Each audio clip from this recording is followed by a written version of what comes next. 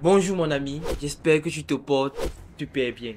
Et si on te disait qu'il y avait un ensemble de compétences que les plus grands ont eu à développer pour être ce qu'ils sont, eh bien, j'ai eu à refaire les recherches sur pourquoi et comment ces personnes font pour devenir ce qu'ils ont.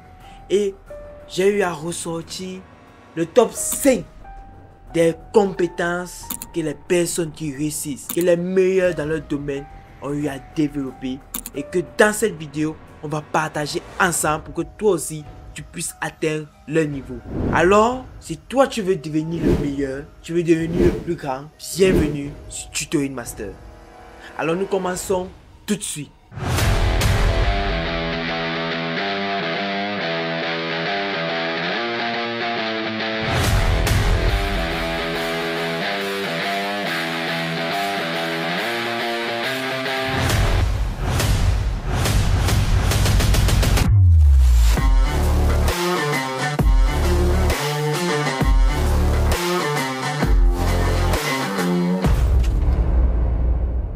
Il y a 5 compétences qu'on va voir et je te recommande vivement de regarder cette vidéo jusqu'à la fin parce que les 2 dernières compétences sont les plus indispensables. La première compétence est celle de savoir bien s'exprimer. Il s'agit ici là de développer au maximum ses compétences en art oratoire. Malheureusement, pour beaucoup de personnes, l'acte de parler en public est synonyme de cauchemar. C'est ce que nous révèle cet article de l'étude américaine FIS de 1973 de R.H. Bruskin. Cet article nous révèle quelque chose d'assez incroyable. Dans le classement des peurs les plus fortes dans le monde, la peur de parler en public est classée première devant la peur de mourir. C'est-à-dire que pour une personne qui assiste à un enterrement, elle préférerait être dans le cercueil que d'être la personne qui prononce le discours funèbre. La personne aimerait être dans le cercueil.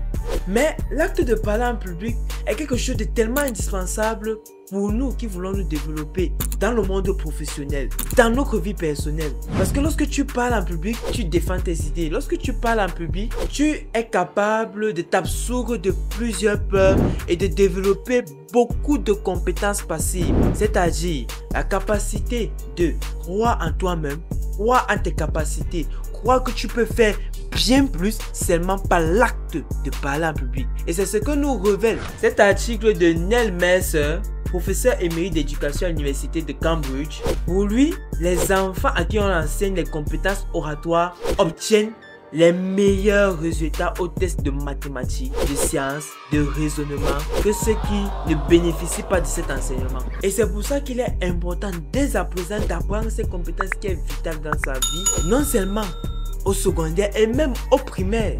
La deuxième compétence est celle de savoir travailler. Selon Nathalie Yam, travailler en groupe est l'une des compétences qui est le plus revendiquée, le plus valorisée chez les anglo-saxons. Malheureusement, chez nous, les francophones, on la relègue au second plan. Lorsqu'on dit qu'on va travailler de façon individuelle, non, ce n'est pas la chose à faire. Chez les anglo-saxons, ils valorisent le travail associatif, le travail en groupe, les devoirs en commun, parce qu'ils ont compris qu'il était important pour nous de mettre dans l'état d'esprit, dans nos pensées, cette compétence qui est primordiale. Parce qu'on ne peut pas se développer seul. On ne peut se développer que lorsqu'on met en commun accord nos compétences, nos forces pour pouvoir inhiber les faiblesses des autres par nos forces et pouvoir permettre aux autres d'inhiber nos faiblesses par leurs forces. Malheureusement ici, on a la mentalité que lorsqu'on a quelque chose à apporter à l'autre, on dit non, non, il ne faut pas que je lui apporte ça parce que j'ai apporté trop de choses. C'est ce qu'on s'est dit. Or, c'est quelque chose de véritablement néfaste et nauséabonde pour pouvoir nous développer. La preuve, où en sommes-nous maintenant et où sont les autres? Lorsqu'on va prendre l'exemple des tours jumelles de New York. Ces tours jumelles de New York ont été érigées par des Américains. Pas seulement par les Américains, les Britanniques, pas seulement par les Britanniques, les Chinois, les Européens. Ils sont des millions de personnes à avoir mis de leurs mains. Des millions de personnes à avoir mis de leurs mains pour construire ces tours jumelles. Et maintenant, ces tours jumelles sont une marque de puissance de tout cet ensemble de personnes. Lorsque on parle de cette tour jumelle, chacun vient se dire, moi j'ai fait la tour jumelle. Parce que oui, c'est ça le pouvoir de la communauté, c'est ça le pouvoir d'être ensemble. Troisième compétence, avoir l'esprit ouvert.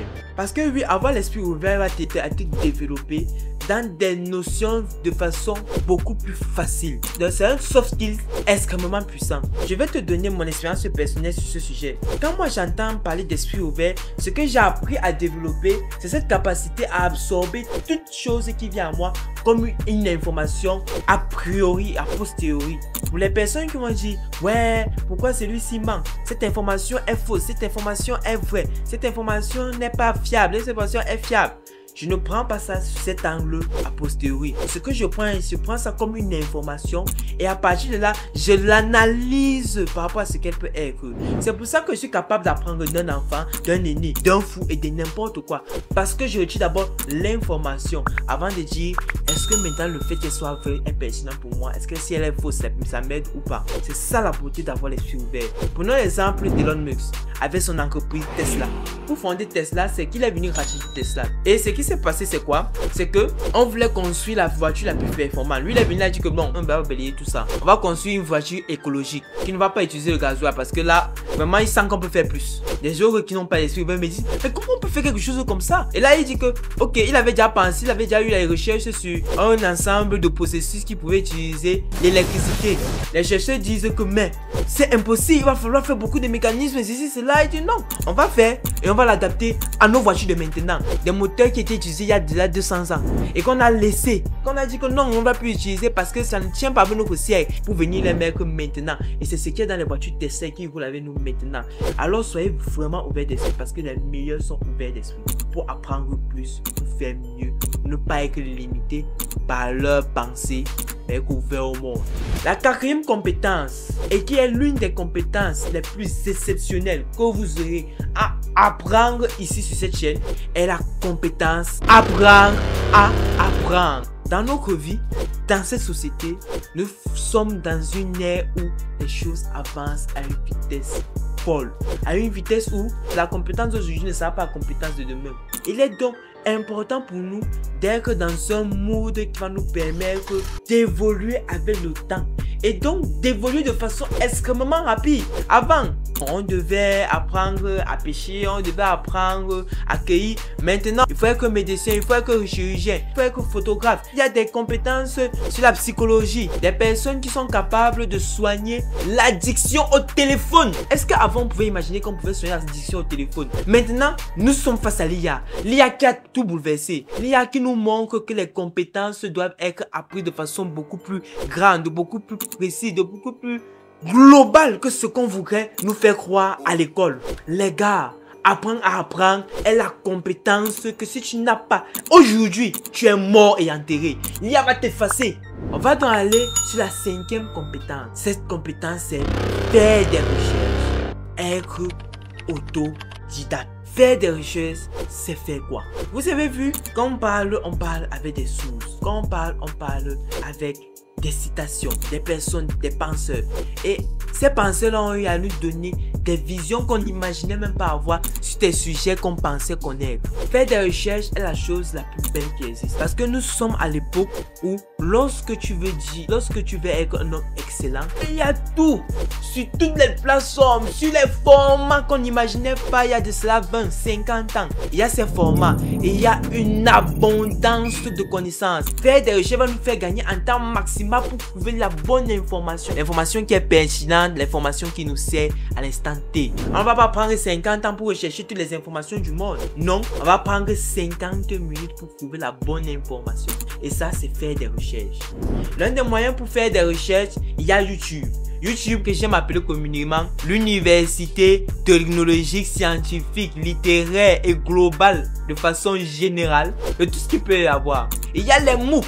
Les MOOC qui sont des vidéos éducatives, des conférences données gratuitement sur le net, sur des sites gratuits pour avoir des connaissances pointues sur des sujets extrêmement importants, rares. Il y a des choses exceptionnelles à découvrir maintenant sur internet qu'il n'y avait pas avant. Et dans des vidéos prochaines, on va donc avoir un atelier pratique ici sur comment faire des recherches, sur comment avoir le bon article, sur les sites de référence, pour avoir les compétences suivantes, quelles sont les personnes qu'il faut suivre, comment retirer le meilleur de telle partie ou de telle partie. Nous allons le voir ici. Alors je vous ai présenté avec vous les 5 meilleures compétences, des compétences qui sont développées par les plus grands neuroscientifiques, par les meilleurs dans leur domaine respectif et qui sont développées par les personnes les plus riches du monde. Les gars, ne faites pas fi de ce que vous venez d'apprendre aujourd'hui et implémentez-les dans votre vie de tous les jours. Si vous appliquez ça dans 1 an, dans 2 ans, dans 3 ans, venez ici, venez en commentaire et dites-moi les résultats que vous aurez. Ça, c'est un défi que je vous donne. Et pour les personnes qui ont eu à appliquer cela déjà bien en avance, je suis sûr que vous aurez des choses à nous dire. N'hésitez pas à parler en commentaire pour nous faire part de ce que vous aurez comme expérience par rapport à tout ce qui a été dit ici. Si vous avez d'autres idées de contenu, n'hésitez pas à nous le faire savoir en commentaire. Nous prenons tout. Comme nous aimons tout développer au sujet éducatif, nous serons ravis de sortir du contenu exclusif pour vous. C'était Yannick Anji. Merci de m'avoir écouté et à la prochaine vidéo.